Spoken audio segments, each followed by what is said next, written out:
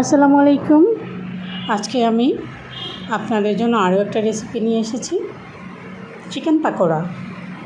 পাকোড়া খেতে সবাই অনেক পছন্দ করি, তো আমার বাসাতেও খুব বেশি পছন্দ করে।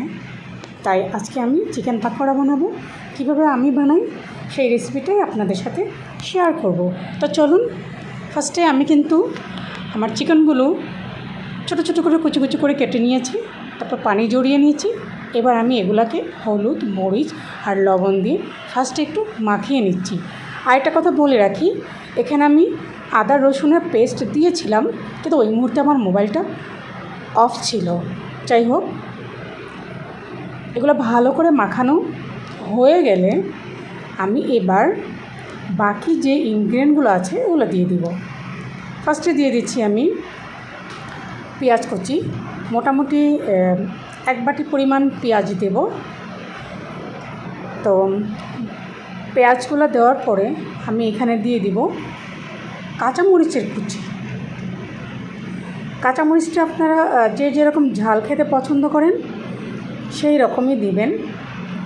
আমার বাসায় আবার বেশি ঝাল খায় না, তা আমি একটু কম করে দিয়েছি। দিয়ে দিলাম এখানে আমি ধনে গুঁড়া, জিরা গুঁড়া, আদার্স মশলা গুঁড়া। আমি এখানে ম্যাগি মশলার গুঁড়া দিয়েছি, হলুদের গুঁড়া দিয়েছি, লাল মরিচের গুঁড়া, সাথে দিয়েছি আমি এটা একটা হার্বস। এটা যদি আপনার বাসায় না থাকে স্কিপ করে ফেলতে পারেন। দিয়ে দিচ্ছি পরিমাণ মতো লবণ। আর এখানে আমি দিব বেসন। বেসনটা আপনাদের পরিমাণ মতো দিবেন, আমি আমার পরিমাণ মতো দিয়েছি। সাথে দিতে পারেন চালের গুঁড়া, আমি দিয়েছি কর্নফ্লাওয়ার।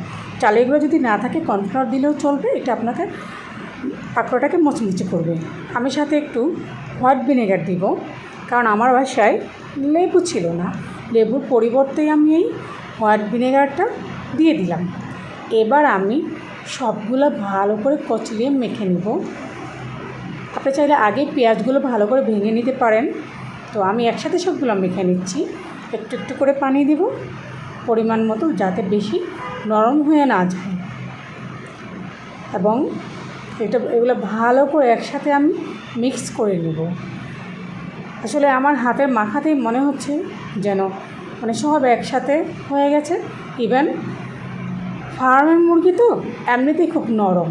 তারপর ছোটো ছোটো টুকরো করে নিয়েছি, যেহেতু এর সাথে ভালো মিক্স হয়ে গেছে।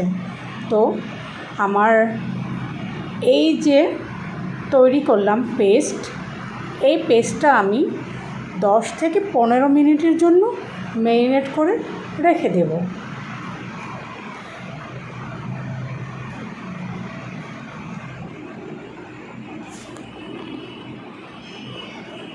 এটার মধ্যে কিন্তু আসলে আপনি চাইলে সয়া সস দিতে পারেন, টমেটো সস দিতে পারেন, সাথে ডিম দেওয়া যায়। আমি অবশ্য সাথে কিছু দেইনি, নর্মালি মশলা দিয়ে বাসায় যা যা ছিল সেগুলো দিয়েই আমি তৈরি করে নিয়েছি। 10 থেকে 15 মিনিট পর আমি চলে যাব রান্নাঘরে।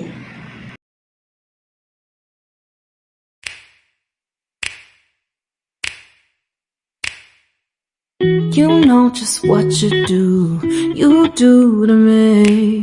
Play my emotions like a pair of puppet strings. Did it ever occur to you my heart's more than a toy? Please go easy on me, babe. Send message after message, forward my calls. Next day you hit me back like nothing happened at all. What about all the things you used to say to me? আমি একে একে পেঁয়াজের shape করে একটা মুঠোর মধ্যে যেন 2 piece 3 piece মাংস থাকে, এইভাবে করে আমি পাকোড়া সাইজ করে দিয়ে দিলাম। তো আমি ডুবো তলে এগুলো বেজে নিচ্ছি, দেখতেই পারতেছেন।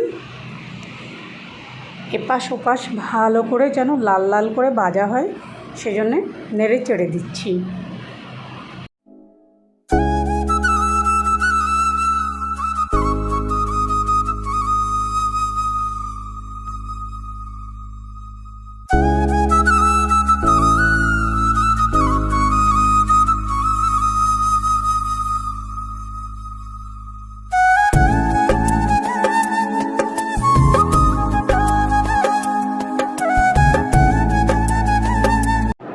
অলমোস্ট আমার পাকোড়াগুলো ভাজা হয়ে গেছে। দেখো কালারটা কিন্তু খুব সুন্দর এসেছে। আমি কিন্তু কোনো রকম ফুড কালার ইউজ করি না। আমার বাসায় এমনিতেও কোনো কেমিক্যাল জাতীয় খাবারগুলো খুব বেশি অ্যাভয়েড করা হয়। তো এখন আমি প্লেটে পাকোড়াগুলো সার্ভ করে নিচ্ছি।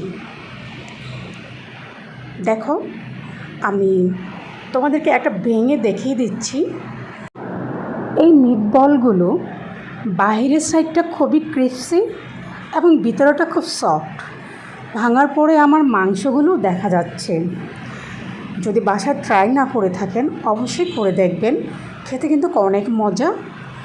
আর আমার রেসিপিটা কেমন হয়েছে লাইক কমেন্ট শেয়ার করে জানাবেন। আমার চ্যানেলটা যদি সাবস্ক্রাইব না করে থাকেন অবশ্যই করে দেবেন। আর যদি করে থাকেন অশেষ ধন্যবাদ। এতক্ষণ আমার সাথে থাকার জন্য অসংখ্য ধন্যবাদ।